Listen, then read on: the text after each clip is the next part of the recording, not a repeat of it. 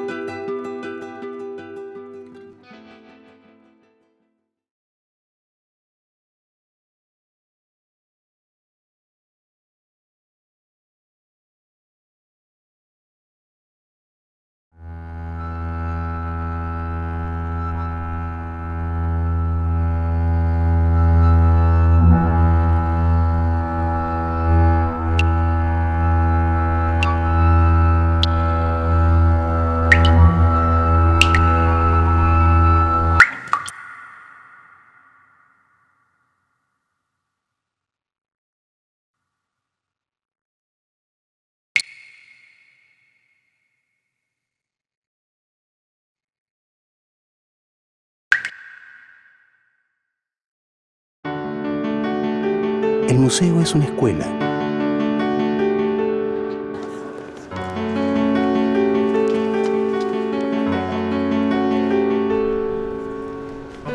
Las personas aprenden a comunicarse, a hacer conexiones.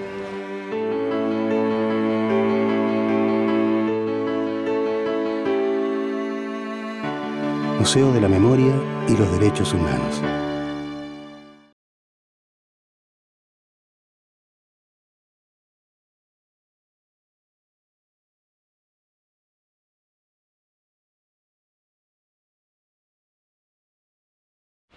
Ven con todos los que a ti te parecen, los más sencillos. Ven, no sufras, ven conmigo, porque aunque no lo sepas, eso yo sí lo sé. Yo sé hacia dónde vamos y es esta la palabra. No sufras, porque ganaremos. Ganaremos nosotros, los más sencillos, ganaremos, aunque tú no lo creas, ganaremos.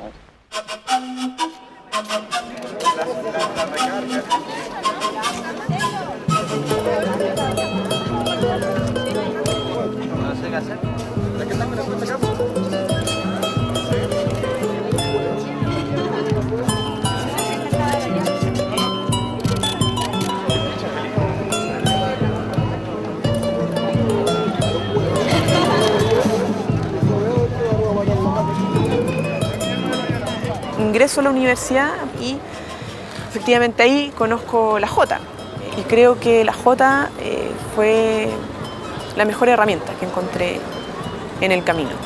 En segundo lugar, la historia. O sea, que tuviéramos en ese momento casi 100 años de historia, algo dice.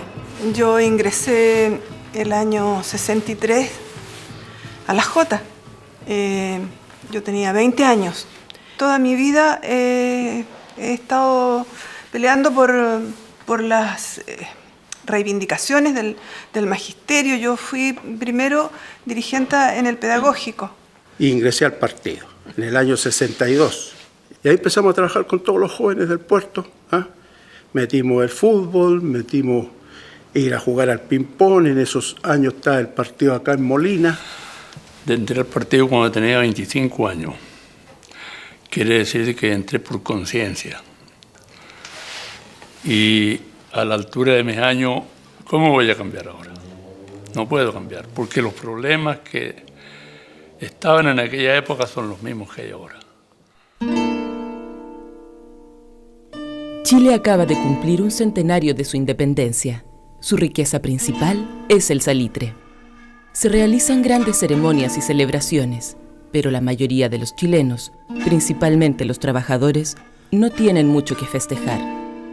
En Chile viven 3.250.000 personas y el 95% son pobres. El analfabetismo es de un 60%. De cada 100 niños, 25 mueren al nacer.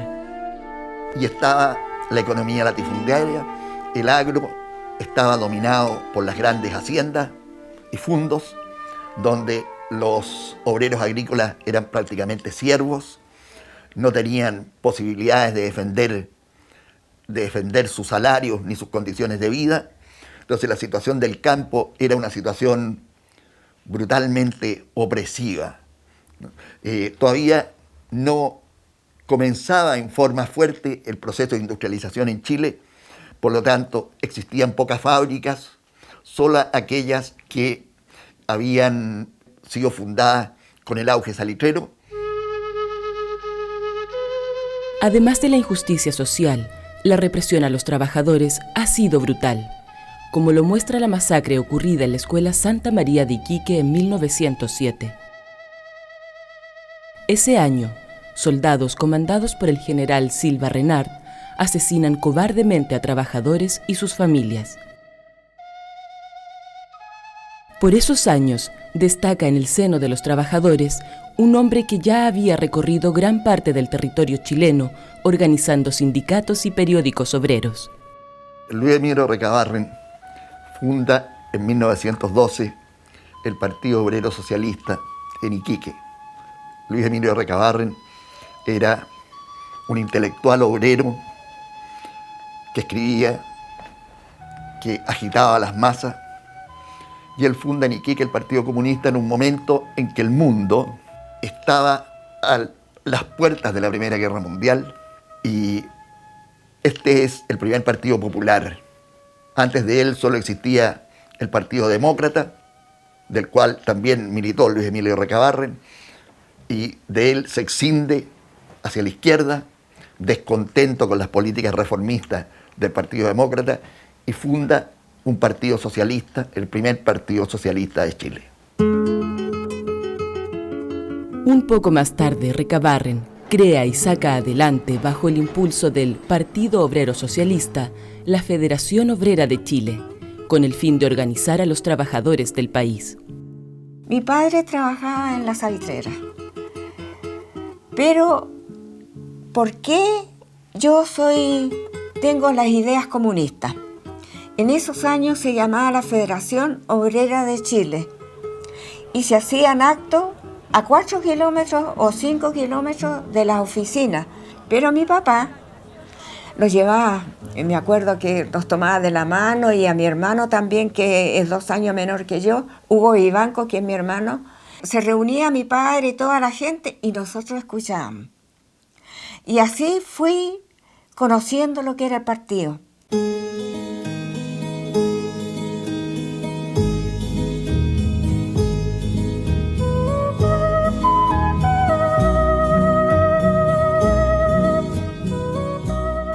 Acordémonos que nuestro partido se llamaba primero Partido Obrero Socialista, que nace además de una necesidad de los trabajadores de representarse políticamente por sí mismos, porque hasta ese momento eran representados por otros sectores, incluso de la burguesía o de la gran burguesía, que les pedían los votos, pero no les entregaban nada a cambio.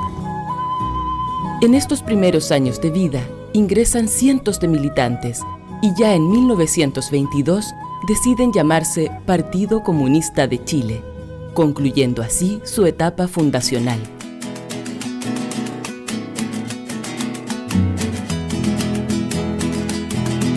Luis Emilio Recabarren. Luis Emilio Recabarren. Caramba, padre de la clase obrera. Solo 2 años más tarde, en 1924, Luis Emilio Recabarren se quita la vida. Recuerdo que se filmó una película de la sepultación. Ojalá existiera aún alguna copia para exhibirla a los trabajadores chilenos de tiempo en tiempo, para que las nuevas generaciones conozcan gráficamente el fervor popular que acompañó a su tumba a Luis Emilio Recabarren. Elías Laferte. Por la pampa chilena, caramba, va Recabarren. Lo que representa de alguna forma este puñado de fundadores del partido es también la intelectualidad de una clase obrera. Es decir, muestra que los trabajadores tienen pensamiento y pensamiento propio. Este partido se funda 5 años antes del triunfo de la primera revolución socialista en el mundo. 5 años antes del triunfo de la revolución bolchevique. Es decir, tiene una certificado de nacimiento de una raigambre popular con la realidad nacional, con los trabajadores de Chile, muy potente. Arriba los pobres del mundo. Los comunistas se desarrollan por el mundo. El campo socialista se consolida y crece. El Partido Comunista de Chile se afianza. Por esos años, se une a otras fuerzas políticas y sociales, siguiendo los postulados de la Tercera Internacional, dando así un giro hacia la política de los frentes populares. El Partido Comunista es el precursor de esa política y tiene su comportamiento una importancia decisiva en el periodo de las alianzas de centro-izquierda que van a venir posteriormente del año 1935 en adelante, con la primera presidencia del Frente Popular el año 38 con Pedro Aguirre Cerda.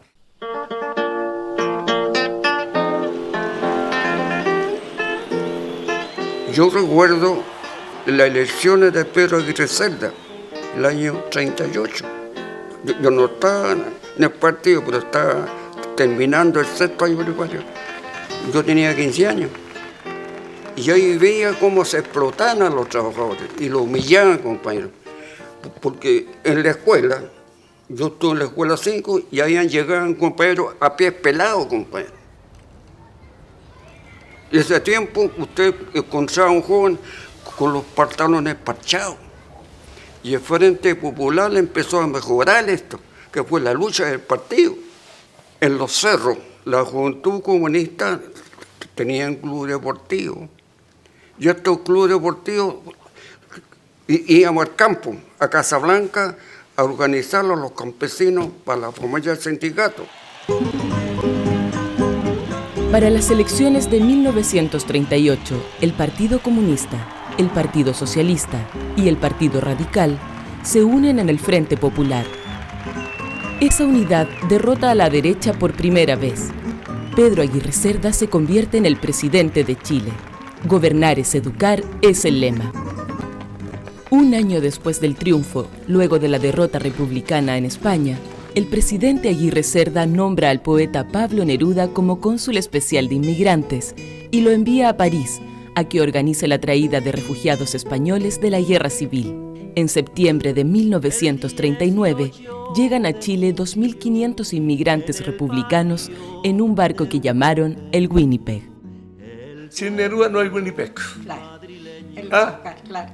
Pero yo me recuerdo tan bien como si fuera ahora, yo tendría 12 años y estamos ahí en el sur de Francia después de la guerra de España. Pues. Claro. ¿Me entiendes? Y ahí era la cosa de Franco y ahí, qué sé yo. Y bueno, y Neruda organiza con el carril la cosa del Winnipeg. ¿En qué sentido la política de esa época ya era muy fuerte, incluso muchas veces desconocida por los propios viajeros del Winnipeg? Ese mundo, imagínate tú, esa odisea de Neruda, que detrás de Neruda, Neruda está apoyado totalmente por el Partido Comunista Chileno. Eso es muy importante. Sí, es increíble. Yo estaba acá en Chile, yo soy chilena y nosotros esperábamos y sabíamos de esta gente que iba a llegar así. Entonces imagínate bajarse y enseguida el tren por las estaciones, la gente nos tiraba rosas, claveles. Claro, llevamos todo. El mundo, Entonces tú decías, bueno, ¿pero qué país es este? Entonces, este es el país de don Pedro Aguirre Cerda. Claro. Así fue, del Frente Popular. Bueno. No hay que olvidarse. Pero todos motivados y recibidos por una concepción en esos países política realmente de izquierda y con un partido comunista muy sólido. Y el Estado pagaba 6 meses que podías con tu familia en una residencial o un hotelito hasta que tuvieras trabajo. Así fue, pues. Así, ¿qué país es ese? ¿Qué puedo decir yo? Todo. ¿Me entiendes? Pero fuera de ser un país, era una idea, ¿no es cierto? Que el país se involucró en esa idea.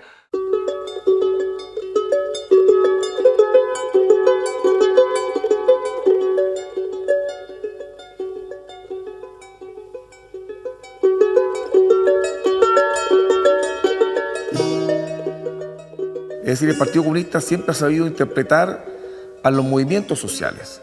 Cuando nace interpretando ese sentir de la clase obrera y se pone justamente a la cabeza de sus reivindicaciones. Posteriormente, esa necesidad de construir un gobierno popular, y nuestro partido forma parte también de ese primer gobierno del Frente Amplio, que esos frentes populares que se crearon en los tiempos de Pedro Aguirre Cerda, que fueron los pocos países que dio cuenta justamente de estos anhelos de construir estos frentes populares. Después también supo interpretar la necesidad de las mujeres de entrar en la política, y muchas compañeras del partido también encabezaron el movimiento por el sufragio universal, por el derecho de las mujeres de tener participación en la política. En este contexto, un 31 de agosto de 1940 se funda el diario El Siglo, voz de las clases populares. Un año después, el proyecto del Frente Popular se ve truncado por la repentina muerte de Pedro Aguirre Cerda. En 1946, la experiencia del Frente Popular se repite, esta vez con Gabriel González Videla. Los comunistas llegan al gabinete, sin embargo, nadie presagiaba lo que ocurriría más adelante. Gabriel González Videla es elegido con el apoyo del Partido Comunista, el cual hace una campaña porque González Videla era considerado la izquierda del Partido Radical. González Videla sale porque el Partido Comunista lo apoya, pues el Partido Socialista lleva un candidato propio, que es Bernardo Ibáñez, que saca una cantidad insignificante de votos. Entonces González Videla no hubiese sido presidente si no hubiese sido por el apoyo del Partido Comunista.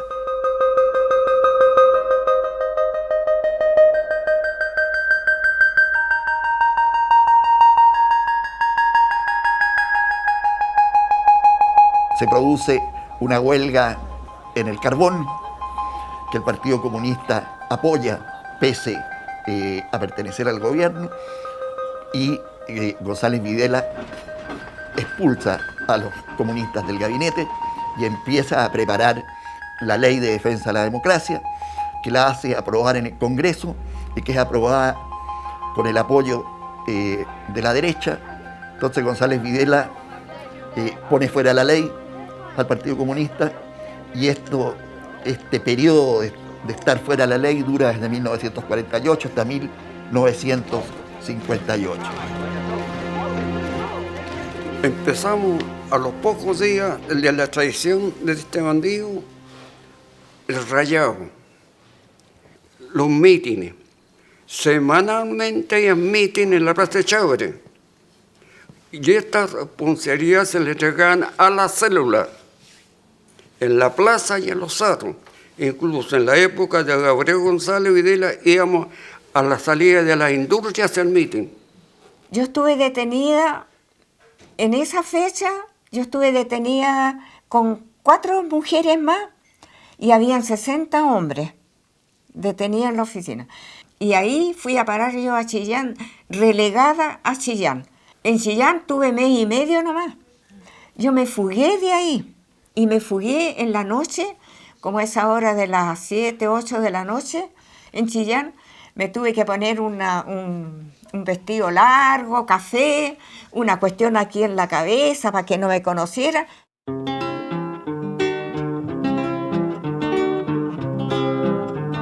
Me mandaron una carta por el correo temprano. En esa carta me dicen que cayó preso mi hermano. Y sin lástima con grillo por la calle. Entonces, los comunistas no pueden votar, son perseguidos, son enviados a Pisagua. Pablo Neruda tiene que huir de Chile atravesando la cordillera, como lo cuentan sus memorias, confieso que he vivido. El presidente de la República, elegido por nuestros votos, se convirtió bajo la protección norteamericana en un pequeño vampiro vil y encarnizado. Muchos de los amigos de González Videla, gente que le acompañó hasta el fin en sus trajines electorales, fueron llevados a prisiones en la alta cordillera o en el desierto por disentir de su metamorfosis. Pronto se pidió y se obtuvo mi desafuero y se ordenó a la policía mi detención. No había otro camino que aguantarse y luchar en forma clandestina por el retorno a la decencia. Pablo Neruda. Después van a venir otras represiones en un partido que ha pasado numerosas persecuciones. La de González Videla tiene un tinte especial porque se trata de una traición. Chile vive difíciles momentos económicos. Un 30 de octubre de 1957, en la madrugada, cerca de 1.200 familias provenientes del cordón de miseria del Zanjón de la Aguada realizan la toma de terrenos de La Victoria. El Partido Comunista, así como otras fuerzas de la izquierda, son protagonistas de esta acción, y con ella irrumpen los pobladores como sujetos sociales, demostrando que podían organizarse y construir sus propias alternativas. Yo llego a la toma de terreno de la población La Victoria junto a mi madre, junto a otro hermano. Yo tendría 5 años, caminando para las 6, y mi hermano, que apenas tenía 4 años. Y llegamos a un espacio donde había todo por hacer. El ir a buscar el agua. Y nos reímos siempre que veíamos las películas chinas, de estos dos colgados, porque nosotros los papás nos hacían esto. Íbamos a buscar el agua a la Villa Sur o a la Dávila, a San Joaquín, porque no teníamos agua. Se reunían por bloque, entonces se hacían las reuniones en los patios. Y como no había división de patio, se hacían las reuniones de bloque por patio y era natural ver a Juan Costa, a Guaringa, a los dirigentes del partido y que también eran dirigentes del comando, en la reunión y en la discusión con los vecinos. Yo me recuerdo que por una cosa natural yo entré a la Juventud Comunista a los 11 años. Estaba en 6º año básico. Entonces para mí fue natural porque la Jota tenía un coro. Entonces yo cantaba en el coro, teníamos el grupo folclórico, teníamos el club deportivo, jugábamos a la pelota. O sea, la expresión solidaria concreta de los trabajadores estaba ahí, indudablemente. Y eso llegó desde el desafío que se planteó nuestra población, porque se declaró siempre una población de izquierda, absolutamente de izquierda, donde habían dos posiciones políticas absolutamente fuertes, el PS por un lado y el Partido Comunista, y también junto con la toma llega la Iglesia Católica y la Iglesia Evangélica, y fueron 4 elementos que estuvieron siempre unidos. En 1958, después de 10 años de clandestinidad, se logra la derogación de la ley maldita. El Partido Comunista de Chile vuelve a la legalidad. Se reafirma así, una vez más, el reconocimiento de que los comunistas son parte del alma democrática chilena. Yo ingresé a las Juventudes Comunistas cuando el Partido Comunista era ilegal y el partido salió a la legalidad cuando yo recién había ingresado. Sentí la alegría de ese momento. Y el partido pudo por fin elegir parlamentarios, de nuevo, poder actuar legalmente, y eso llevó rápidamente a conquistar el gobierno de Salvador Allende. Fueron pocos años, pero una lucha ardua y con objetivos bien definidos. Al año siguiente, Fidel Castro lidera el triunfo de la Revolución Cubana, y esta se convertirá en un modelo a admirar, y Fidel en un líder a seguir. Los vientos de cambio agitan el mundo. El Partido Comunista es protagonista en la sociedad chilena, en los sindicatos, en las federaciones estudiantiles, en las organizaciones de pobladores y campesinos. Los comunistas observan y dialogan con todos los chilenos, participan en las elecciones y obtienen 20 parlamentarios. El año 58 apoya a Allende en su segunda candidatura y luego el año 64 lo apoya nuevamente, profundizando su política de alianzas. Sin embargo, ese año, con el apoyo de la derecha, sale elegido Eduardo Frei Montalva, de la democracia cristiana. A fines de los 60, el mundo entero estaba revolucionado en contra de un sistema que no daba para más. Fue una época de mucho efervescencia y mucha lucha, mucha conciencia, de tomar conciencia. Yo creo que ese fue como el anticipo de lo que iba a llegar después, como la unidad popular, con el gobierno del compañero Salvador Allende. El Partido Socialista trata de copiar un poco, sin mucha reflexión sobre las condiciones particulares de la política chilena, trata de copiar las consignas cubanas. En esas circunstancias, el Partido Comunista tiene una visión mucho más realista sobre las condiciones objetivas, sobre lo que permite la política chilena, y es el Partido Comunista el que pone énfasis en que hay que participar en las elecciones presidenciales, pese a la derrota de 1964, que en algunos sectores es vista como la última oportunidad. Todos sabemos, sin embargo, que la última oportunidad llegó en las elecciones de 1970. En 1969, los comunistas, adecuándose a las necesidades del país, trabajan por la construcción de una nueva alianza, la Unidad Popular, que en sus inicios estará conformada por el Partido Socialista, el Partido Radical, el Partido Comunista, el MAPU y el API. Luego se integrará un sector escindido de la democracia cristiana, la izquierda cristiana. En la búsqueda del candidato único, el poeta Pablo Neruda será el abanderado del Partido Comunista. Cuando acepté la candidatura postulada por mi partido, hicimos ostensible la posición comunista. Era un medio heroico de obligar a los otros a ponerse de acuerdo. En un momento afortunado, llegó la noticia. Allende surgía como candidato posible de la entera Unidad Popular. Ante una inmensa y alegre multitud, hablé yo para renunciar y Allende para postularse. 3 veces consecutivas, cada 6 años, había sido aspirante presidencial mi porfiadísimo compañero. Esta sería la 4ª y la vencida. Pablo Neruda. Durante este periodo, surge al interior de las juventudes comunistas la brigada muralista Ramona Parra, que se convertirá en eje fundamental de la propaganda de Salvador Allende. Su grito de batalla era: por Chile pintaremos hasta el cielo. O sea, en eso el partido estaba conectado a la realidad. ¿Por qué? Porque los movimientos sociales iban con tanta rapidez creciendo que también había que tener una respuesta rápida de salir a la calle en determinado momento con la palabra nuestra y usar el soporte del muro. Por eso se formaron las brigadas. Previsor en la perspectiva de que se está conformando un gran movimiento social de unidad para lograr conquistar el gobierno popular. Salvador Allende logró reunir gigantescas concentraciones en la capital y ciudades de provincia que visitara en sus giras durante la lucha electoral.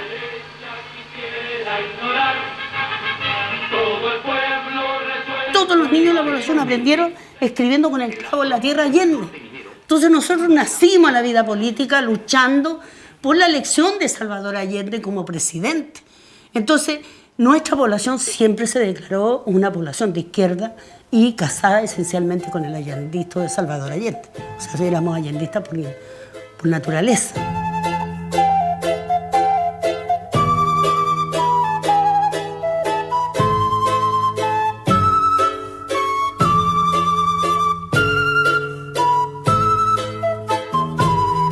Si nuestra tierra nos pide, tenemos que ser nosotros los que levantemos Chile. Así es que a poner el hombro vamos a llevar las riendas de todos nuestros asuntos y que de una vez se entiendan hombre y mujer todos juntos, porque esta vez no se trata de cambiar un presidente. En el día de hoy el pueblo de Chile ha obtenido una gloriosa victoria, eligiendo como presidente de Chile al abanderado de la Unidad Popular, doctor Salvador Allende. Será el pueblo quien construya un Chile bien diferente.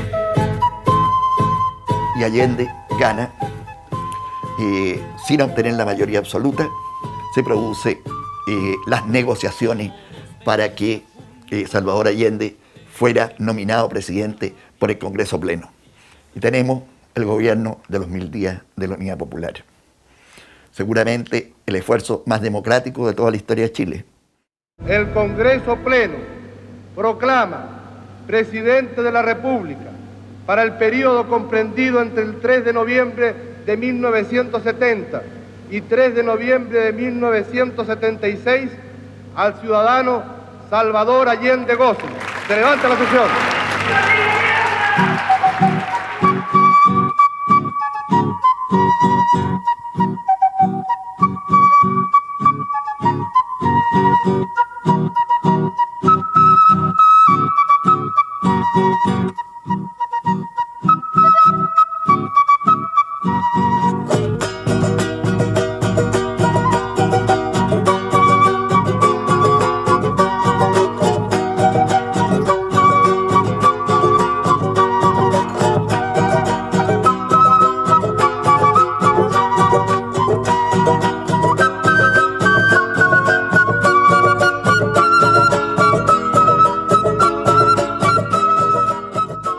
Cuando sale Allende, yo creo que se produce una cosa muy hermosa, que yo siempre trato de decirlo.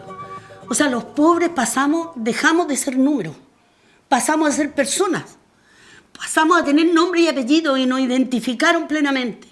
O sea, yo tendría 17 años, entonces era voluntario, ir al trabajo voluntario, hacer las plazas en nuestro barrio. Hicimos el tema de la educación, muchos de nuestros adultos mayores no sabían leer, nuestros padres, nuestros abuelos, entonces hicimos el proceso de alfabetización con las juventudes comunistas, íbamos a las casas, que era importante que la gente aprendiera a leer, a firmar, porque la gente no sabía. Con el triunfo que ya obtuvo el pueblo, le abriremos la puerta esta vez a una gran democracia chilena que hoy podremos por fin conocer. Libertades que nunca tuvimos, aunque de ellas hablaron también quienes fueron libres opresores. Libertades así no nos den. Democracia esta vez obtendremos, democracia nos sabremos dar, democracia del pueblo. Marca mucho al Partido Comunista de Chile, que es capaz de participar de un proyecto de emancipación o liberación de la sociedad chilena o de perspectiva a la construcción de una sociedad más justa con timbre propio de Chile. Eso es el gobierno popular de Salvador Allende.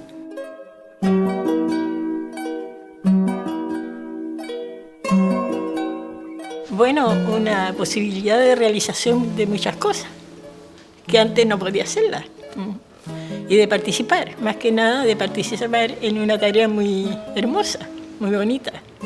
Eso. Y bueno, y felizmente yo vivía en un ambiente en que todos éramos iguales, entonces uno se sentía, y cuando todos son iguales, se sentíamos fortalecidos, muy fortalecidos para trabajar. Entonces, y sobre todo con el futuro, ¿entiendes? Un futuro que se visoraba, sobre todo para la gente joven, mucho mejor de lo que ya los adultos y los menos adultos tenían.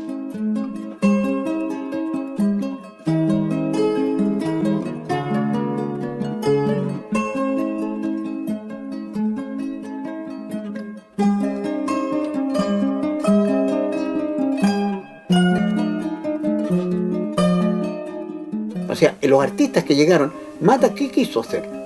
Pintar con los materiales con que los obreros pintaban sus casas. Pintar con esas brochas, con esos rodillos, con esas tierras de colores. Entonces, eso era. Entonces, por lo tanto, de alguna manera, eso de la galería, el museo salió a la calle. La gente, los sueños, la gente avanzaba por la calle. Hay algo que decía Balmes, que era director o decano de la Facultad de Bellas Artes en el momento en que esto se estaba desarrollando, en la Universidad de Chile, que se estaba desarrollando en el gobierno popular, en que había más brigadistas pintando en la calle que estudiantes dentro de la universidad. O sea, significa que corresponde históricamente a un movimiento, el movimiento corresponde a un momento histórico en el que el arte de alguna manera se desinhibe y sale de los museos a la calle. Entonces, por lo tanto, eso fue lo importante. Es un gobierno creador, formador, creador del hombre nuevo en el principio.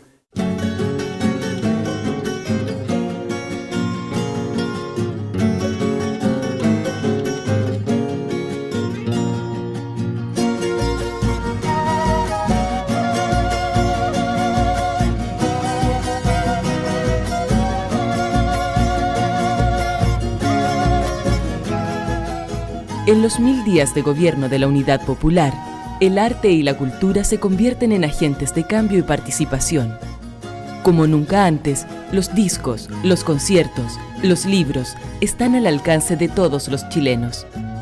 Surgen artistas que luego serán reconocidos en todo el mundo, gran parte de ellos de militancia comunista.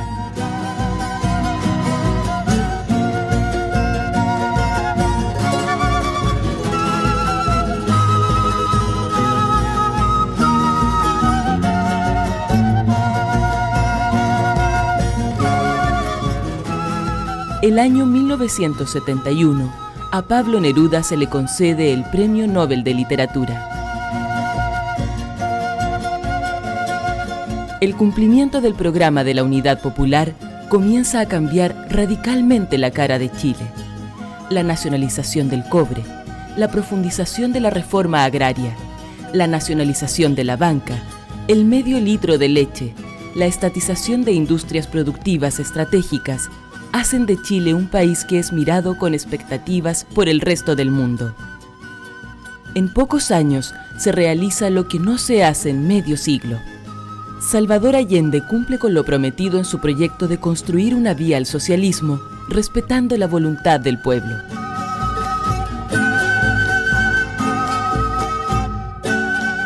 Yo no tengo pasta de apóstol, ni tengo pasta de Mesías. No tengo condiciones de mártir.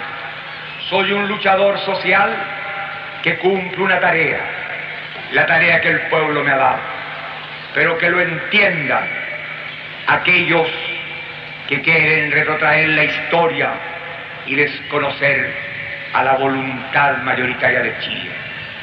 Sin tener carne de mártir, no daré un paso atrás, y que lo sepan. Dejaré la moneda cuando cumpla el mandato que el pueblo me diera. La élite chilena y los intereses multinacionales se niegan a reconocer la legitimidad del gobierno de Allende y no aceptan sus reformas profundas. La derecha, apoyada y financiada por el gobierno de Estados Unidos, comienza un boicot económico y político contra el gobierno popular. La Unidad Popular enfrenta un grave problema político, que es el problema de llevar adelante esa reforma tan significativa con su fuerza propia. No logra la Unidad Popular, pese a las intensas negociaciones que realiza especialmente Salvador Allende, apoyado en eso por los comunistas, no logra un acuerdo con el Centro Demócrata Cristiano. Entonces, todo el periodo de la Unidad Popular constituyó una lucha de la Unidad Popular por llevar adelante su reforma y de la derecha por crear una oposición que pudiera hacerle el mayor daño posible al gobierno de la Unidad Popular y en lo posible conseguir que fuera derrocado. Que luchar todos los días contra aquí en este botadero que aquí tú todavía lo ves, en Salvador Allende, aquí con Avenida La Feria, donde venían los camiones a botar los alimentos cuando hacían el mercado negro y bloqueaban al gobierno de Unidad Popular. Nosotros veníamos a recoger ahí los tarros de leche. Ahí botaban los chupetes de las mamaderas de los niños. Y nosotros veíamos eso, ¿me entendí? Cómo se había armado toda una confabulación para que Salvador Allende no llegara al término de su gobierno popular. Por primera vez, lo popular se hacía poder. Entonces, indudablemente que eso se sentía y producía también en la gente que no apoyaba esta posición, una situación muy incómoda, muy inconfortable, y empezó a gestarse entonces lo que iba a venir después. El centro termina por abandonar el centro y correrse a la derecha, y al correrse el centro a la derecha se producen las condiciones para el golpe militar.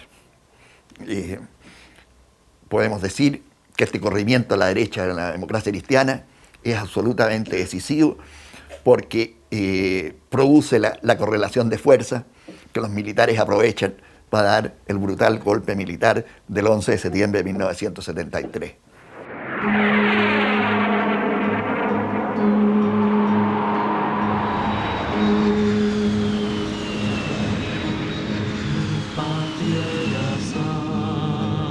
Desvanecerse sin nieve,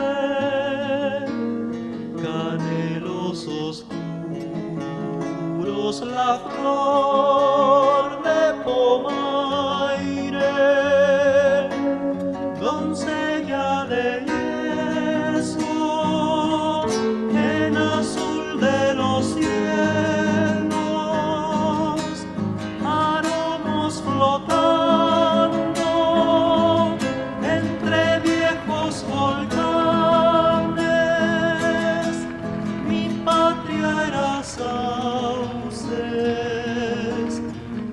Todos recordamos ese día 11 de septiembre, los aviones surcando los cielos para bombardear La Moneda, el presidente Allende en su interior luchando y finalmente quitándose la vida porque no quiso aceptar ninguna de las proposiciones que los militares le hicieron para que pudiera salir del país con vida.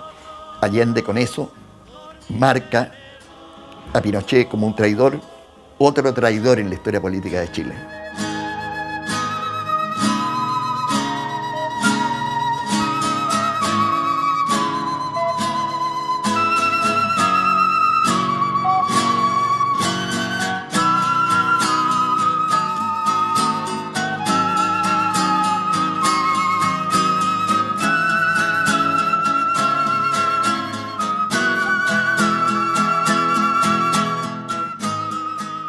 Fue un golpe muy fuerte, primero porque nosotros teníamos una convocatoria que íbamos a defender al gobierno como era lugar.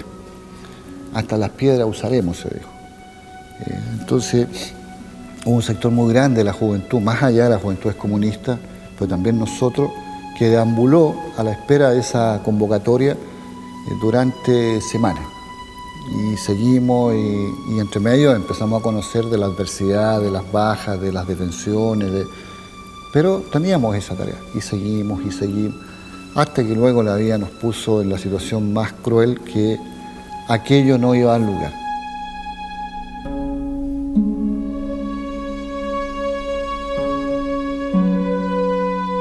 Yo para el golpe estaba en el sur, en Valdivia, era secretario regional del partido en Valdivia y tuve que pasar de inmediato a la clandestinidad. Y cuando yo comparo el tiempo de la ilegalidad con la ley maldita y con la dictadura, en realidad no hay comparación.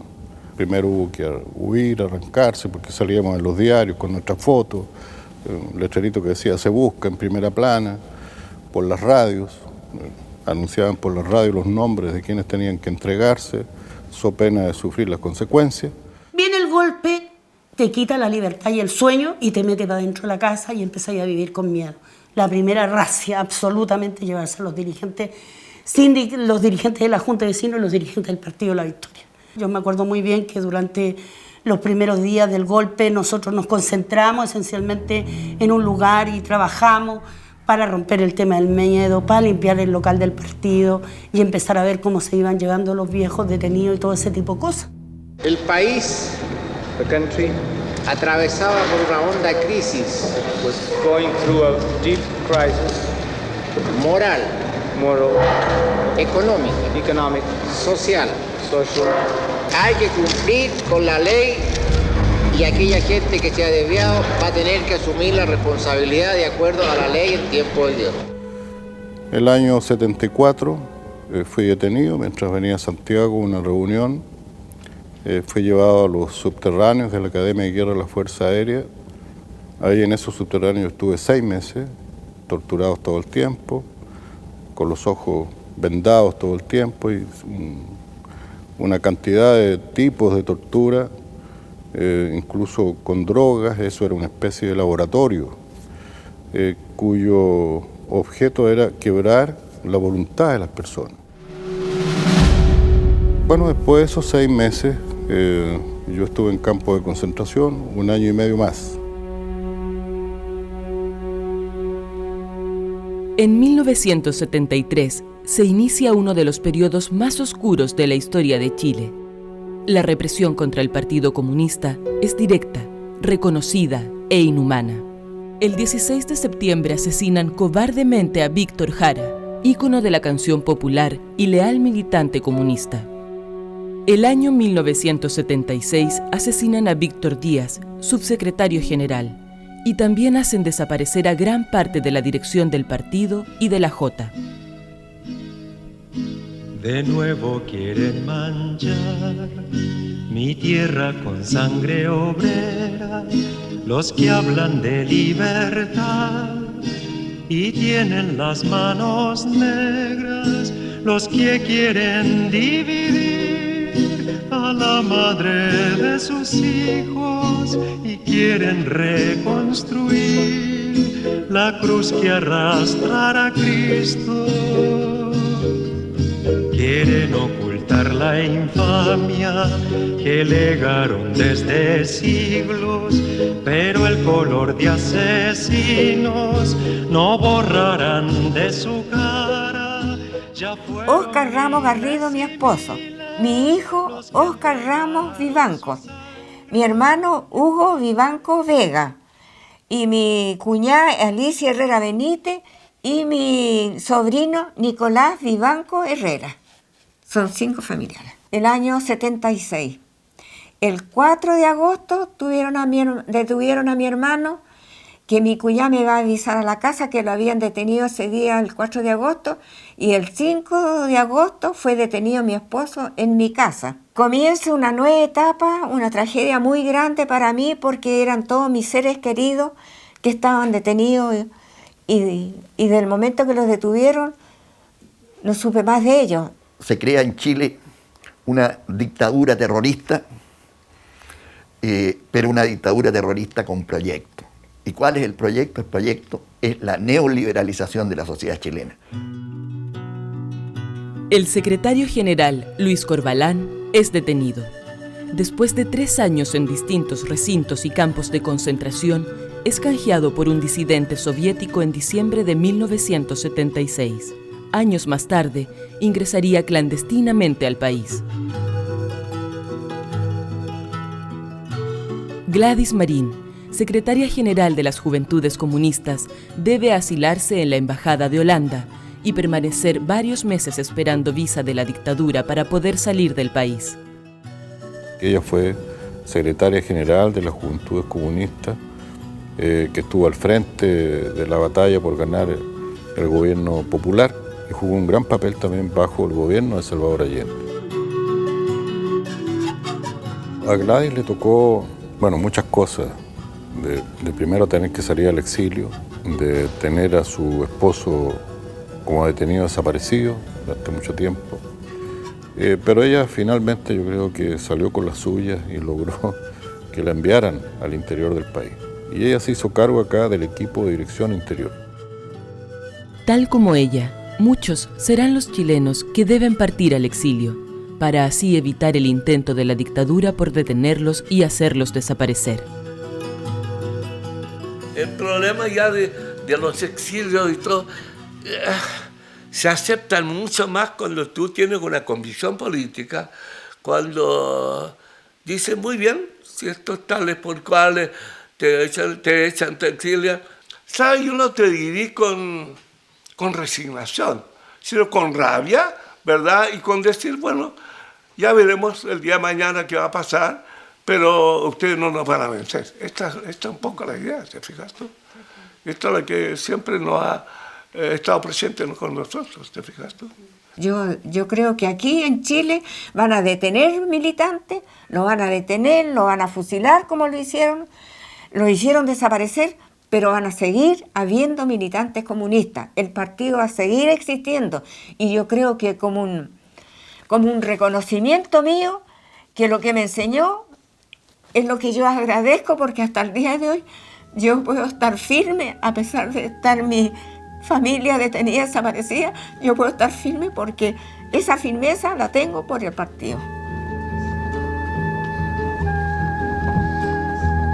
Caíste allí junto a otros 1000 cuando nació el dolor. Oh, si martillo tu corazón rojo de vida se abrió. Oh, si martillo tu corazón rojo de vida se abrió.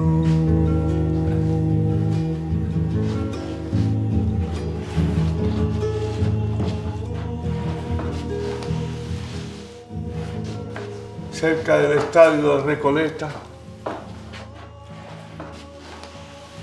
yo reproduje toda la estructura de los caminos a la vía, donde ahí mataron a un montón de gente en la época de Pinochet. Pedro Donoso se llamaba la calle. Y entonces ahí están todavía las balas, ¿ves tú? Ahí. Es un díptico, son dos, van pegados así, una a otra. Claro. Pero es que el arte es un arma, no cabe ninguna duda, por favor, claro. Imagínate tú. Es algo que tú necesitas desde chica. Nosotros no nos echamos a morir, porque sabíamos que había una idea que es mejor que eso y que respeta a los seres humanos y que hace que ellos puedan luchar o podamos luchar para poder hacer un mundo mejor. Y eso lo vas a hacer toda la vida, que sea a la edad que sea. ¿Te fijas tú? Canto de Chile será.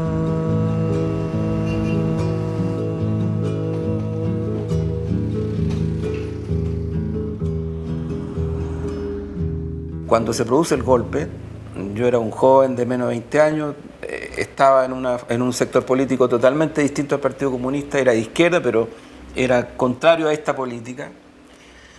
Y después del golpe, la verdad es que todos quedamos bastante huérfanos mirando qué pasó, particularmente yo creo los jóvenes. ¿Qué pasó? ¿Por qué pasó? ¿Qué nos hizo bien? ¿Qué ocurrió?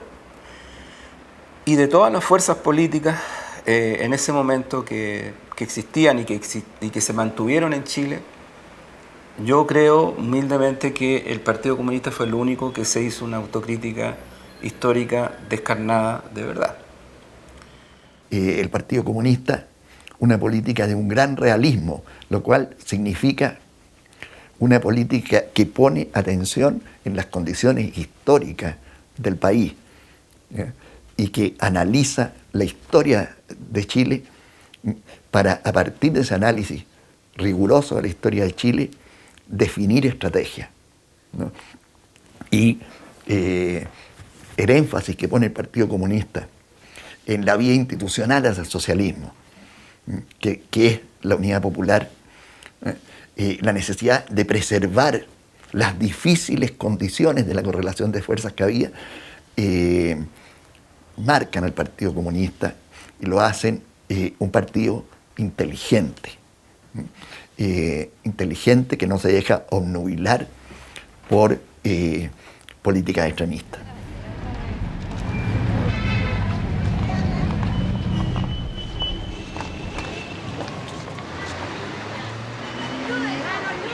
Yo quiero decir que el partido en el exterior hizo muchísimos esfuerzos por lograr la unidad de todas las fuerzas antidictatoriales y nunca se logró que todos estos partidos, los que eran de la Unidad Popular más la Democracia Cristiana, hicieran un frente común. Y ante eso, viendo esa realidad, nosotros pensábamos acá que lo mejor era empezar a enfrentar ya de otra manera a la dictadura, de desestabilizarla, de crearles problemas, hasta echarla abajo. Y por eso es que surgió la política de la rebelión popular, es decir, hacer uso del derecho a la rebelión cuando no se dejan otras alternativas y se iniciaron las protestas porque la política de la rebelión consideraba que lo fundamental era la actividad del pueblo organizado, de las masas. Esa política de la rebelión popular de masa coloca el año 1986 como un año decisivo. Se puso en la cabeza de una lucha que muchos también querían dar, que miles y millones querían dar en este país contra la dictadura militar. Y quien encabeza, a mi entender, y lo digo muy humildemente, quien encabeza esa lucha contra la dictadura es el Partido Comunista de Chile.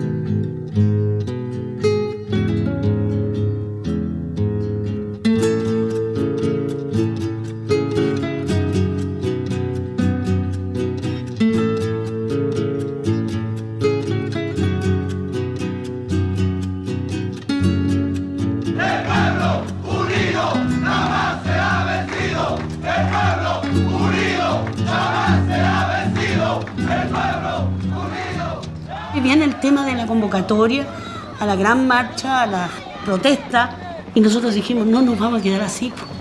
Y armamos nuestro comando poblacional y armamos un comité sin casa con 1.800 familias en La Victoria. Tendríamos dictadura, pero nosotros éramos dueños de nuestro territorio. Nosotros vivíamos aquí. Nosotros estábamos peleando por la legítima dignidad nuestra, de nuestros derechos. Entonces, aquí no había partido clandestino en La Victoria. Nunca hubo partido clandestino. El partido fue abierto. Porque nosotros lo que teníamos que decirle, sabe, ustedes serán una dictadura probiosa, terrorista, pero nosotros somos los dueños de este territorio, a ustedes no le tenemos miedo. Y así nos fuimos organizando y enfrentando, y así significa el costo que pagamos junto a otras muchas poblaciones. Nosotros tenemos 2 detenidos desaparecidos, tenemos un ejecutado político, tenemos 7 muchachos asesinados en las protestas. Y nos enfrentamos con todo por la defensa de nuestra vida.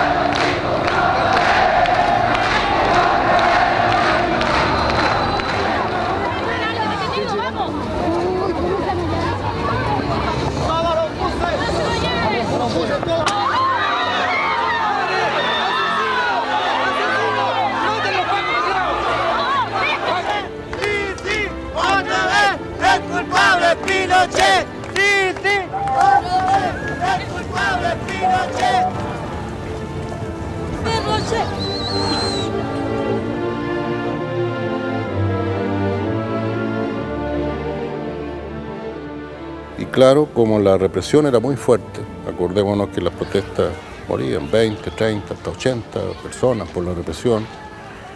En las poblaciones era terrible la manera como se trataba a la gente. Consideramos nosotros que también había que responderle con algunas formas de confrontación armada. Y por eso es que se formó el Frente Patriótico Manuel Rodríguez y hubieron algunos enfrentamientos. Y creo que esa política jugó un gran papel en desestabilizar a la dictadura y que hacían todo tipo de acciones, por ejemplo de propaganda audaz la llamábamos nosotros, que era actos para llamar la atención, y habían otras que eran de propaganda armada. Nosotros, el Frente Patriótico Manuel Rodríguez, da como alternativa de lucha más justa y digna la guerra patriótica y nacional.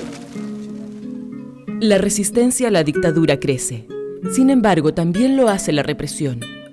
Entre el año 83 y 87 mueren más de 350 personas asesinadas por la dictadura. Quieren crear un sentimiento de impotencia. El Partido Comunista sufre muchas bajas. Una de las más impactantes es la muerte de 3 de sus militantes el año 85. Los profesionales Santiago Natino, Manuel Guerrero y José Manuel Parada fueron secuestrados el 29 de marzo por agentes de Carabineros. Al día siguiente, los cuerpos son encontrados degollados y con signos de tortura.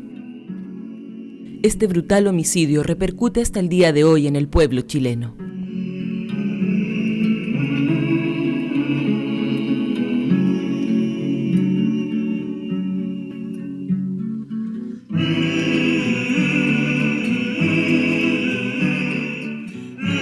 El futuro es nuestro, alcancémoslo. Fueron las palabras que dejó escrita mi padre, y poco tiempo después se levantó la orden de aprehensión y conocemos lo que sucedió aquel 29 de marzo en que fue secuestrado y aquel 30 de marzo en que un campesino lo encontró acá con su cuerpo degollado. Estamos acá no para sumar más lágrimas, ni llanto, ni dolor. No estamos acá para cantarle a la derrota. Estamos acá para renovar el compromiso de una vez por todas que llegue la verdad y la justicia. La verdad es que su partido, que cumple este año 100 años, debe estar ahí conduciendo esta lucha por un pueblo más igualitario, más libre, más justo. Estamos acá para hacer justicia. No podemos olvidarnos de nuestra historia. Y por esa razón es que el mejor homenaje que podemos hacer a ellos es seguir trabajando por la construcción de una verdadera democracia. Porque la dictadura no solamente nos dejó muertos, la dictadura no solamente nos dejó cientos de desaparecidos, la dictadura nos dejó un modelo neoliberal, un modelo político, un modelo económico, que ha calado profundamente en el seno más profundo de la cultura de nuestro pueblo, y que es de lo que no nos hemos podido despojar hasta ahora.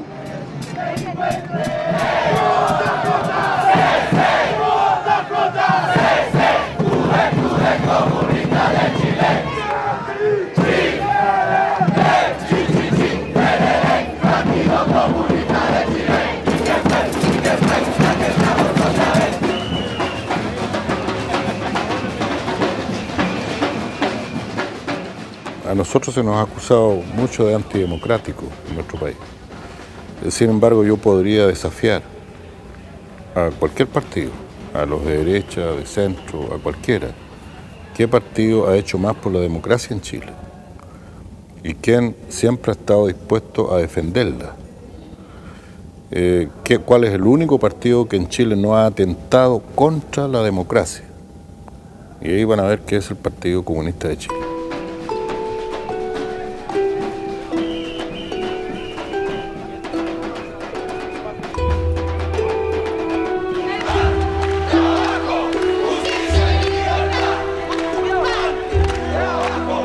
El año 1986 es considerado por el Partido Comunista el año decisivo en la lucha contra la dictadura. Luego de un fallido atentado del Frente Patriótico contra Pinochet y descubierta la internación de armas por Carrizal Bajo, sectores cercanos al gobierno norteamericano llegan a la convicción de que hay que poner fin a la dictadura. Comienza así el diálogo de algunas fuerzas opositoras con sectores pinochetistas para lograr una salida de consenso. Que es una salida repetitiva, donde la sociedad neoliberal continúa y una política que busca una salida mejor, donde se puedan modificar las estructuras socioeconómicas impuestas por la dictadura, no tiene lugar. La política de la rebelión popular de masa, entonces, es una política frustrada, que no logra una mejor salida de la transición. El Partido Comunista, al principio, es renuente a sumarse a ese tipo de salida, pero finalmente la apoya. Porque sin la dictadura la alegría va a llegar, porque pienso en el futuro, voy a decir que no. Vamos a decir que no. Con la fuerza de mi voz. Vamos a decir que no. Yo lo canto sin temor. Vamos a decir que no. Entonces, a sabiendas de que tal vez no pudiéramos lograr el cometido de lograr nuestra salida, sabíamos que teníamos que luchar para desplazar a la dictadura y dar una salida, aunque fuera esta consensuada, pero que ya significaba que no estuviera la dictadura. Entonces creo que el papel que jugamos en ese momento, el que jugó el partido, es realmente un papel extraordinario. Después de 20 años sin congresos, en 1989 culmina el desarrollo de uno que se inicia aún en clandestinidad. Ese congreso hará una profunda crítica y autocrítica definiendo la política para el nuevo tiempo.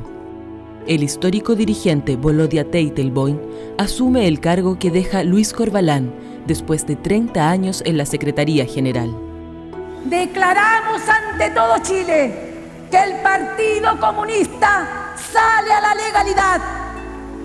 Terminó para nosotros la negra noche de la dictadura. ¡Viva la democracia y la libertad! ¡Viva la gente que lucha! ¡Viva el socialismo! ¡Vivan las juventudes comunistas de Chile! ¡Viva el Partido Comunista!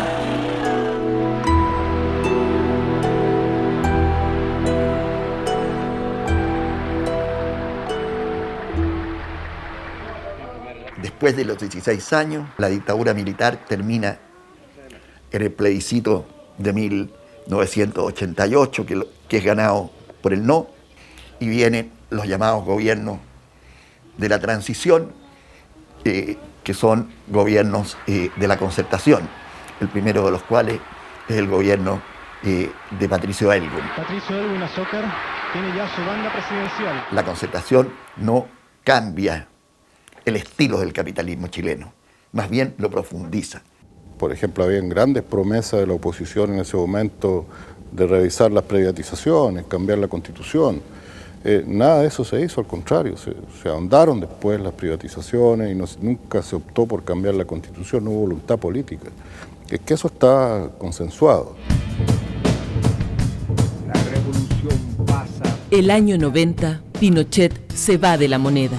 Deja una democracia protegida, como lo establece la Constitución del 80, con senadores designados, un sistema electoral que excluye a las minorías y un gobierno de Patricio Aylwin que no cuestiona el orden económico de la dictadura.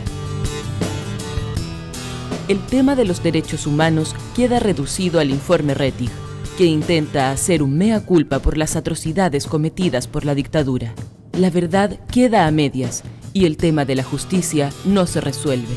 El Partido Comunista, por supuesto, estuvo porque se fuera más allá del informe Rettig, y porque el tema de las violaciones de los derechos humanos estuviera además presente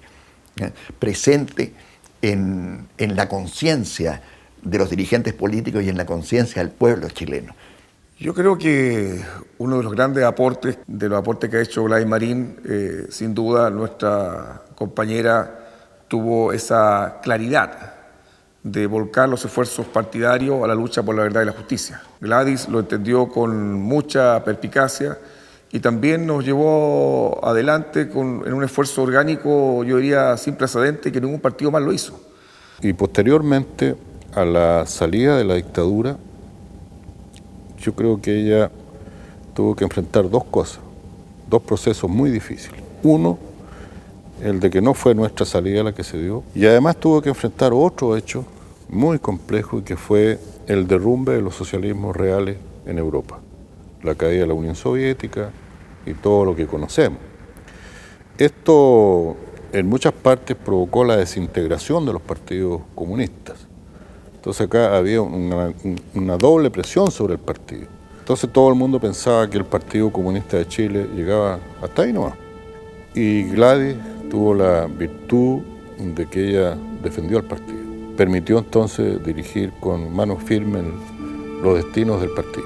Solo nos queda un camino, pero en forma organizada, consciente, como lo hizo Allende. Luchar, siempre luchar, en cada lugar, con formas distintas, con organizaciones diferentes, luchar en las calles. hoy día contra el sistema neoliberal, contra la Constitución, contra el militarismo, la cesantía, el hambre, contra todo lo dejado por el golpe militar. Así que a luchar como lo hicieron nuestros héroes, como lo hizo Salvador Allende, con el recuerdo de Allende y cada uno de nuestros compañeros. Adelante, 1000 veces vencedores. Y triunfamos en eso, porque a pesar de toda la exclusión, el partido empezó a jugar un papel. Igual empezamos a lograr una inserción en el mundo social y en los aspectos políticos, a pesar de que estábamos excluidos del Parlamento, nuestra voz tenía igual un peso. El 2003, el pueblo chileno es golpeado con la noticia de que Gladys Marín tiene un tumor cerebral. Comienza una larga lucha por derrotar el cáncer, hasta que 2 años después muere producto de la enfermedad. Una mujer con un enorme carisma. Yo todavía me acuerdo del discurso que ella hizo estando ya enferma, con un pañuelo en la cabeza por efecto del cáncer, en la estación Mapocho, que fue un discurso extraordinario. Y quiero decirles que me siento muy fuerte para seguir luchando por los trabajadores,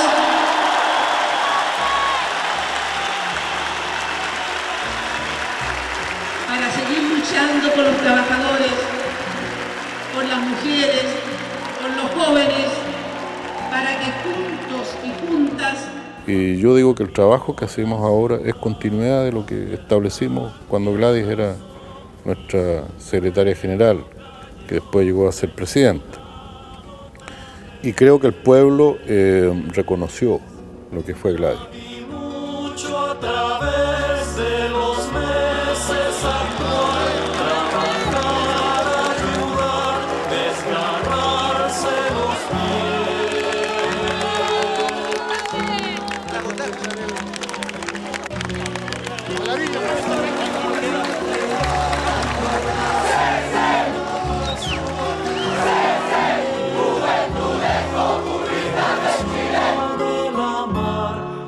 Desapareció. Un viejo que fuera comunista. A pesar de la salida pactada con la dictadura y a la vigencia de las leyes antidemocráticas, el Partido Comunista desarrolla en los años siguientes una política que busca crear alianzas que rearticule la izquierda. Con voz desnuda. Entre los años 90 y el 2005, siempre llevó candidatos a las elecciones, reafirmaba con ello su vigencia. El 2008 llega finalmente a un acuerdo con la Concertación para romper con el binominalismo y la exclusión, y logra llevar 4 candidatos a diputado en un pacto por omisión.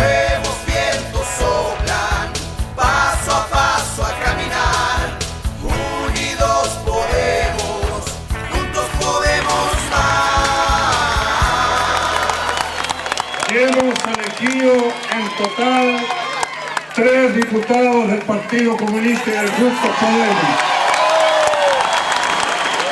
Después de 35 años de exclusión, los comunistas vuelven al Parlamento con 3 diputados.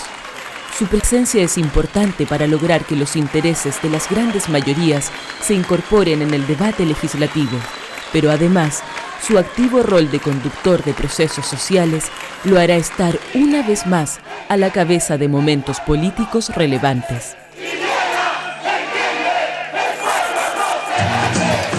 Que vivan los estudiantes, jardines de la alegría, son aves que nos asustan. El año 2011, Chile está convulsionado. Los universitarios retoman una lucha que los secundarios habían iniciado el año 2006, pero ahora son capaces de transformar la convocatoria del movimiento estudiantil en un gran movimiento social, incluyendo profesores, padres y apoderados, trabajadores de distintas áreas y partidos políticos comprometidos con los cambios. La consigna es fin al lucro y una educación pública, gratuita y de calidad. En 2011 nosotros también fuimos muy parte del movimiento, junto con otras fuerzas políticas, pero sin duda alguna que la Jota con su cantidad de militantes y con su trabajo en distintos establecimientos educacionales, hizo mucho por hacer avanzar el movimiento por la educación pública gratuita y de calidad, y se fue nutriendo mucho de los debates que no estaban incorporados dentro del debate de la Jota, que se daban en las asambleas, que se daban con otras fuerzas políticas. ¿Sí? Hubo un proceso de diálogo que hizo que también nosotros maduráramos nuestra política, al calor de la maduración del movimiento social. Y hoy día nosotros vemos que esta juventud comunista tiene un rol fundamental en el nuevo proceso histórico que estamos viviendo. Y creemos que en este minuto es más importante que nunca el fortalecimiento de nuestra organización, no solamente en el plano estudiantil, como lo hemos venido trabajando, sino que también en los trabajadores y en los pobladores. Sin duda nosotros instalamos y tuvimos un fuerte protagonismo en las marchas y en las movilizaciones por la educación. Hemos instalado también debates como tiene que ver con el aborto, con la legalización de la marihuana, porque creemos que hoy día los jóvenes tienen que atreverse a discutir. Las políticas que se discuten a nivel nacional tienen que ser políticas también que representen a los jóvenes. Y ese es el debate que nosotros vamos generando día a día y queremos que más jóvenes puedan hacerse parte y más jóvenes puedan cambiar Chile.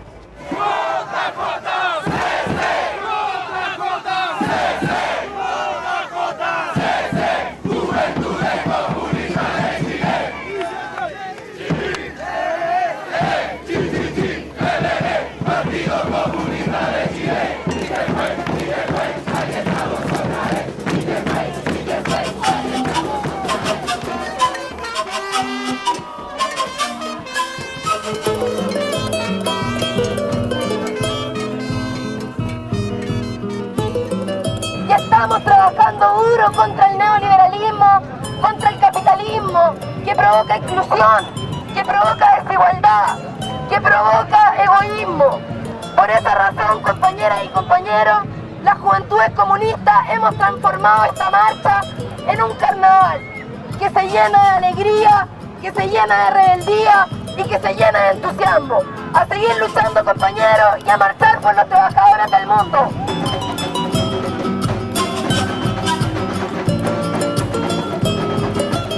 Hoy, cuando cumple 100 años, el Partido Comunista de Chile y su juventud trabajan incansablemente en la construcción de una amplia alianza para lograr un gobierno de nuevo tipo, que integre a todos los sectores que están por cambios estructurales en nuestro país y que permita el avance hacia una sociedad más justa, la sociedad de igualdad en que pensaron sus fundadores.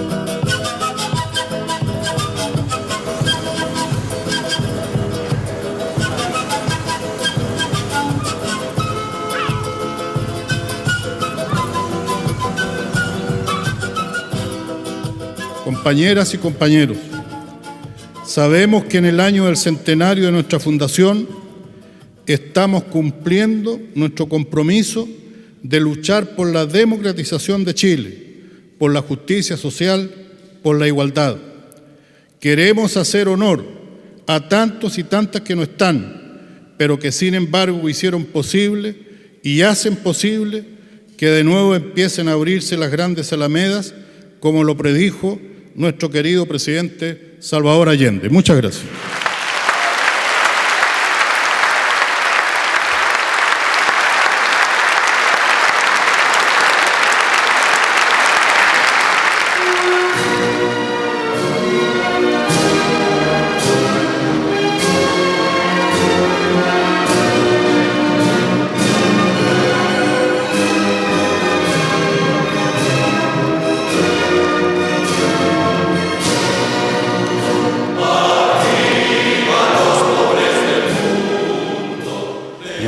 Mirando hacia el futuro y por lo que ha hecho el Partido Comunista de Chile en el pasado y ahora en el presente, creo que es el partido más democrático de la República. Y creo que es así porque, primero, desde su fundación, el Partido Comunista de Chile construye un paradigma a esta altura de la vida que lo vincula estrechamente con la lucha por la democracia. Yo creo que por esa razón y porque además el partido nunca ha estado vinculado a acciones que hayan interrumpido la democracia o la hayan dañado como tal, creo que es el partido que hoy día, al cumplir 100 años, puede considerarse como el partido más democrático de la República Chilena.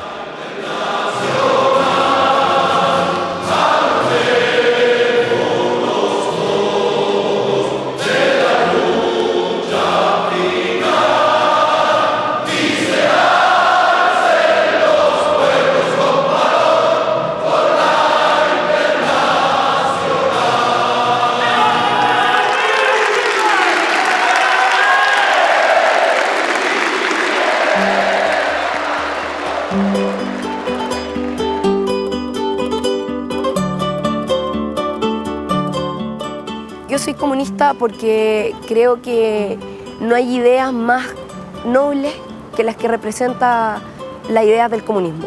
Soy comunista porque creo una sociedad comunista. Creo una sociedad donde estemos todos viviendo en libertad y en igualdad de condiciones. ¿El por qué? Porque creo en los sueños, creo en la lucha de nuestro pueblo y creo que es posible. Es posible construir un Chile diferente. Bueno, yo soy comunista porque no hay otro partido que me pueda representar. No hay otro. Yo soy comunista porque creo en la vida y en la esperanza. Yo soy comunista porque yo quiero mi partido, porque donde yo veo el local del partido, ese es mi casa, y donde veo la banderita roja, ese es mi lugar donde voy a estar. Yo soy comunista porque... por la ética, en realidad. Por sensibilidad con la justicia social y porque siento que como ser humano me realizo. Mira, yo soy comunista porque creo en un futuro mucho mejor para el ser humano. Yo soy comunista porque es parte de mi identidad, una identidad que uno la trabaja desde que comienza a vivir y no creo que la voy a perder. Entré a militar porque es el único partido que defiende a la clase obrera, a los estudiantes y a los pobladores. Y como soy una de ellas, no podría estar en otro partido. Yo seguiré siendo comunista porque veo que es el único partido a través del mundo que sigue teniendo la razón. Por eso uno se hace comunista, porque el partido nos enseña unos principios que yo no los puedo dejar. Soy comunista porque a través de la vida uno se forma una idea y las ideas no se mueren jamás. Por eso sigo siendo comunista.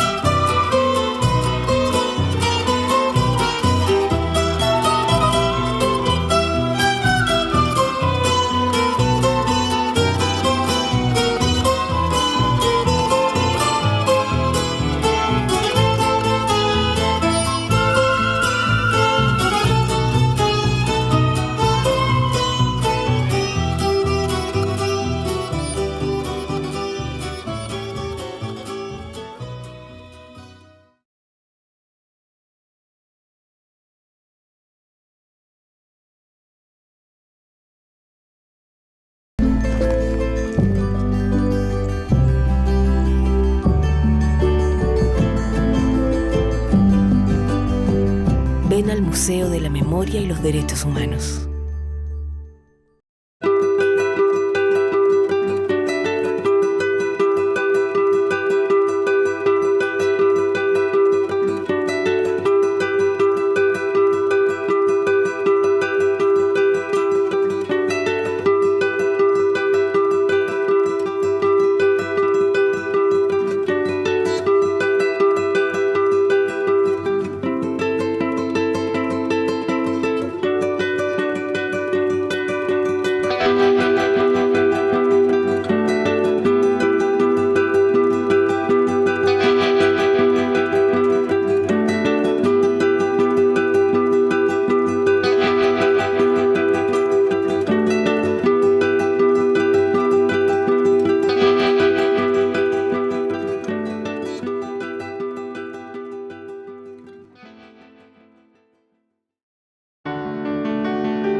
El museo es una escuela.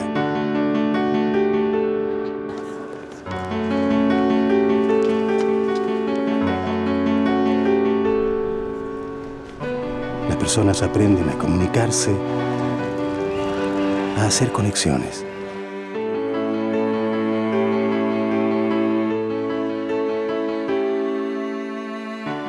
Museo de la Memoria y los Derechos Humanos.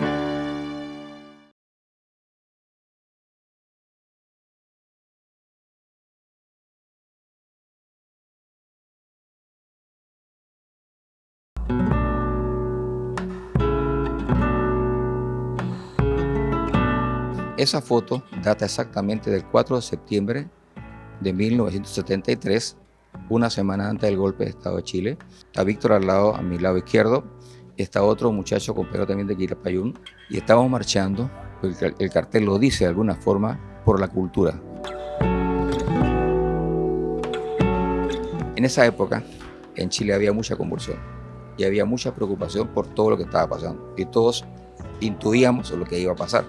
Esa marcha justamente fue eso, fue convocada por el gobierno allá en ese momento para un apoyo popular a todo lo que era la gestión del gobierno.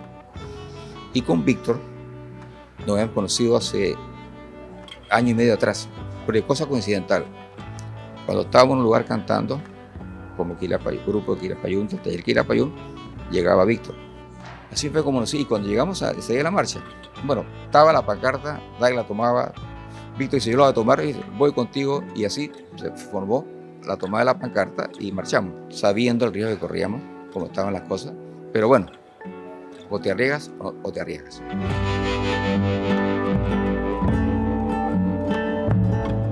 La foto la conocí en Panamá en 1993-94 por ahí. Este amigo, que también estaba en el coro, panameño, que se casó con chilena, que él salió asilado político realmente. Llega un día, íbamos a un concierto del coro y me dice, mira, te traje estos regalos. Yo vi un periódico, ¿no? Y veo la foto de Víctor, que dice, wow, qué bien, qué bueno, qué sé yo. Pero doy la vuelta a la página y encuentro la foto de esa marcha. Sí, ¿y esto qué es lo que es? Bueno, estás ahí. La sensación que tienes tú de encontrarte con el pasado. Y con ese momento del pasado, obviamente emociona. Uno siente que realmente lo que estaba haciendo trascendió en la historia y sigue trascendiendo. Verlo directamente acá, en vivo y en directo, como se dice, impacta, ¿no? La emoción muy grande.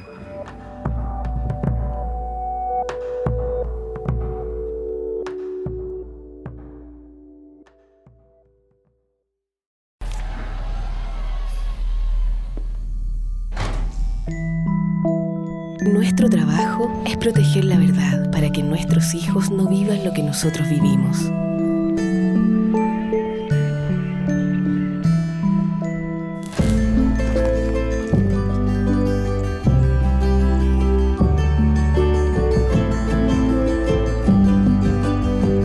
Ven al Museo de la Memoria y los Derechos Humanos.